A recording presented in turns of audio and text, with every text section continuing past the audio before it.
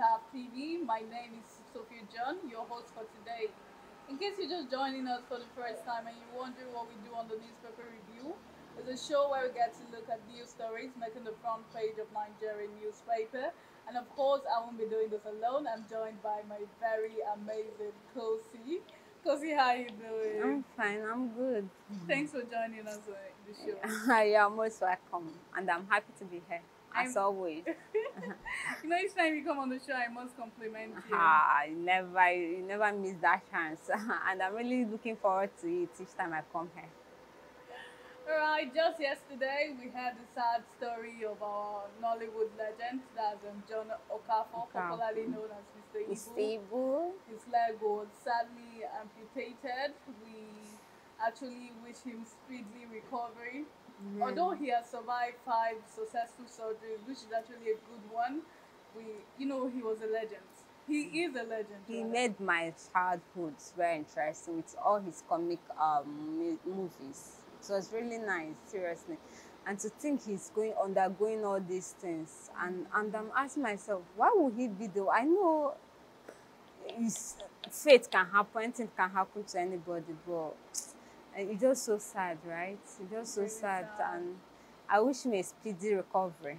I wish him a speedy I feel recovery. like we have this point in life when things are like, Like, I never imagined that he would come to this extent, you understand? He's an icon. And I feel Nigerians, they don't celebrate their icons well. Enough, They yes. don't. because Mr. Ibu really did much for the industry. Like, I can remember as a child, I saw his movies a lot, and once he's in a movie, just know it's a comic movie. Just know you laugh all gave through. us his best. From beginning to end of the movie, you must laugh. And I really enjoy watching his movies. I wish him speedy recovery. We wish him speedy recovery. All right, without no further ado, we would like to head over to our first newspaper for the day. We'll be looking at this day newspaper. This day's leading OB Supreme Court affirmation of Tinubu is the beginning of our quest for a better Nigeria, and that's on page 5 of the newspaper. $5 billion train, several LNG projects reaches 52% completion level, and you can read that up on page 52 of this day newspaper. NEITI report, we are working to reconcile areas of discrepancies, says NMPC, and that's on page 5 of the newspaper. Produce MFLA in court or release him unconditionally. Judge restates order to EFCC, and that's on page 32 of this day newspaper. And that's all we'll be taking on this day newspaper. Of course, I would like your thoughts on the lead story. That's concerning Obi's World Press Conference, which he held yesterday at Abuja, the Labour Party headquarters. Obi said, Supreme Court affirmation of Tinubu is the beginning of our quest for a new Nigeria. Well, everybody wants a new Nigeria. If I can recall, during the February 25th presidential election, before then, the what should I call it? The vibes, the energy. Hi. It was the- massive. It was massive. The was support, massive.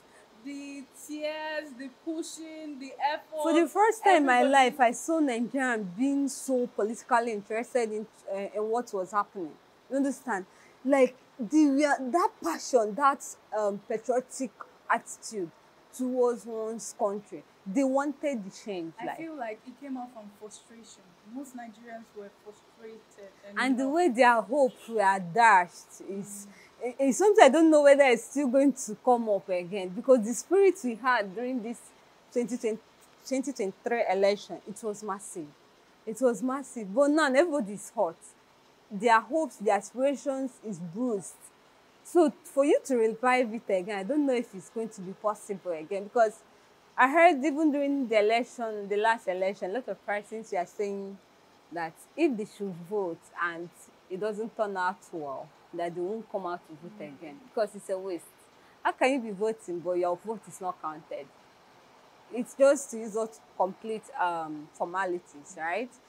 And that's not a very good way to promote national consciousness among Nigerians, or even among a particular state, among the citizens of a particular country, right? So with this thing that happened now, I think it's going to have a long time effect on the psychological behavior of Nigeria, especially Nigerian. towards politics. Because I remember talking to a friend of mine, was it yesterday? So the person was like, please, I don't want to hear about anything concerning Nigeria. Anything about Nigerian politics is annoying. Because how can you say we wanted that you are coming in for a good Nigeria? You are coming in for a better Nigeria. But look at what's happening. Take, for instance, what happened in Rivers State, a state where one person has authority over. What happens to rule of law that states that nobody is above the law? What happens to the law, to the rule that said the law is above everybody? But one person, just one person, has the right to dictate for a particular state that comprises millions of people. You understand? And you're wondering, where is Nigeria going to? You understand? A state, what this thing that happened between Fubara and Wike, a state where one person is being, how can they be remitting 2 billion monthly into a one person account? Is the government a game? Is it a business, a family business? Is it a business that someone has to? Was that the reason why they have to be struggling just for them to enter, because they want to gain? What happened to laying down your life as a leader? What happened to putting the interest of the citizen at first before your own interest? That's the reason why Nigeria can never go forward. I remember, was it last week, our pastor was saying that the reason why Nigeria can never go forward, that he wanted to pray for Nigeria, but he took some time and he remembered that some persons during this last election sold their votes for 2 packets of Indomie. And he was like, what Nigeria needs is not God. Because we've been praying. Is it prayer that you come? We Nigerians have been praying. So what Nigeria needs now is to change the behavior, to change the character of the people in power. You understand? Even we Nigerians too. You understand? But now we changed our opinion during this last election. But what happened? There are still people that were in opposition, that we are still supporting Batin. There are still people that wanted this current government to come in. And look at what's happening. All of us are suffering it. That's the main thing. Look at the price of fuel now. 670, it's still going up. You understand? So I feel the way Mr. P2B left everything, I feel that's the best thing. You understand? Because some people are of the opinion that he should have done more. Maybe at the beginning, when that election result was declared by the INEC president, Muhammad Yakubu, some people felt that he would have done more. Maybe he would have gone out for a protest. Do you think protests would have No, been it the wouldn't solution? have. It wouldn't have. It's Obi, like, that's the reason why I like Mr. Obi, is that I just like his charisma, all right? But he is a peaceful man. He was once the governor of Anambra State, and during his regime, he did absolutely well. Like, he is a lover of education. During his regime, he gave over 200 schools and buses to aid in their movement and all that. And during his regime, there was nothing like insecurity. Insecurity was there, but it was at the barest minimum. It wasn't heard of, because he made sure he protected, especially that Onisha, Opiweka side. He made sure he guided that place well. And him going into protest, I feel if he had done it, that's going to be a wrong move, because they say when 2 elephants fight, the ground suffers it. You understand? We are the one at the receiving end. We are the ones to be suffering it. Because you don't tell me, even if we go into protest, look at what happened during the NSAS time. People came out, peaceful protest. But what happened? A lot of hoodlum turned it.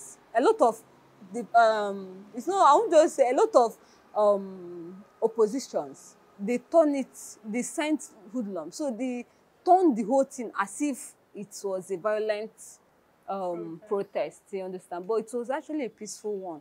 So you still see, if he had declared protest and all that, people would have come out quite all right. because a lot of people had for him and all that, but a lot of they would have using it as they would have used it as an avenue to create more chaos into the country. We're already going through a lot. People are already in pains. Imagine burning, if the protest should happen, a lot of things, a lot of people will be displaced, a lot of people will lose their lives, a lot of houses will be burned down, a lot of businesses. Seriously, I don't think that's the best idea. I never pray for war. Look at what's happening in Israel now. Israel and Hamas. Really That even the Minister of Education in Gaza Strip said they have to close down the 2023 section for this year. They had to close it down because students who want to risk their lives first before education, lives first before anything. It's that time that you know the value of life, because even during COVID, everybody was just talking about how to survive. The quest to survive, that was the only thing people were talking about. Nobody wanted to, even nothing like business, everybody wanted to survive. You understand? Even when the government said stay at home and all that, a lot of people had to obey it. And that was even when a lot of family crashed. But I'm not, because I'm not going to that. But all right, back to the story. There's Obi assuring his supporters that the obedient Supreme Court affirmation of Tinubu is the beginning of our quest for a better Nigeria. So that statement by Mr. Peter Obi, the Labour Party candidate, do you see this phase in our democracy as a beginning of something? You know, we had Nigerians coming out to say this is what we want. For the first time, we saw a lot of patriotism. We saw a kind of reduction in political apathy, because I know during the 2015 election, a lot of people were very apathic. But for the first time, we saw people ready to cast out their vote. There was a lot of people dragging others out. There was even this woman in my street that did a campaign. The evening of the election, this woman in my street, she just came out and she was just shouting, people should go out to vote, this, how to vote, this, what you have to do. It was very interesting to see Nigerians wanting to take their country back from whatever they felt it was. It was a really interesting process. So do you see this as a future of Nigerian democracy? Do you think Nigerians will go back and say, no, we are not voting again? Or do you think Nigerians will want more? Like I said it before, that the hopes of Nigerians were dashed. So to revive the hopes is going to take a lot. We don't have faith in our democracy again. We don't have faith in the judiciary system. We don't have faith in the INEC too. So what are Nigerians going to do? Nothing. They've given up. They don't, because we have done our part. They came out massively, voted, and only for them to be disappointed. Even though their faith was dashed during the tribunal proceedings, they were following up. You see a lot of persons like, wow, so people are actually following politics and all that. You see a lot of persons, like even on the streets, people will gather, they'll be talking about it. This person will win, this person will look at what happened. The judges, they will rule in the favor of the people, this one. But according to the court, they will always say that in court, if you don't have enough evidence, you can't win, even though you are right? So that was what they used. They said they don't have enough evidence, so they can't act based on sentiment. So that was it. So for me, like you asked, the question you asked, the answer to the question you asked, I feel for them to revive the national consciousness Nigeria had then, is going to take a lot. It's going to take a whole lot. You understand? So, but let's sit, watch, and see how it goes. After all of us, we're in this Nigeria. Whether all the people that supported the current government, it's still okay. We're all suffering it now. We're all waiting. Let's look and watch till. Let's see how it goes.